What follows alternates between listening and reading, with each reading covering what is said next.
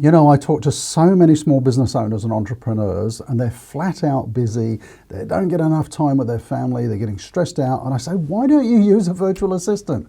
And they say, oh, but what could they do for me? What kind of tasks could a VA do for me? You know, they're in another country, they're remote. So I jotted down a few notes. See if this resonates with you.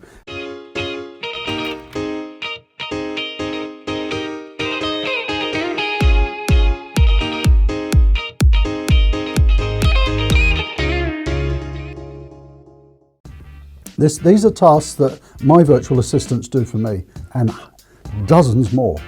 Filtering emails, making sure those are the important ones, please have a look at those. These ones I'll deal with. Replying to the low priority emails, you know, the admin stuff. Managing your diary and appointments. Answering the phone. All my VAs, I work in Sydney, Australia. All my VAs have a Sydney phone number. I mean, it's VoIP, it's over the internet, it's easy to do. Calling customers and prospects to set appointments. My VAs do all of that. I haven't got the time to be calling people and then getting voicemails and things like that. They do all of that. They manage my diary. Posting on social media for you, editing videos like this one. I produce a lot of videos. My VAs edit those. Preparing and putting proposals together. You know, I've got maybe some proposals and they don't really look good. I'm putting in the technical detail, but my VAs can do all the nice formatting. Bookkeeping, sending invoices to customers, chasing customers for payments. Who loves doing that? Paying the bills, booking travel. My VAs book all of my travel. I say, hey, I've got a meeting in Melbourne. Well, they know that because they've set it up. They book all the travel, cars to pick me up, flights and so on. Updating your website. Who wants to learn how to do websites?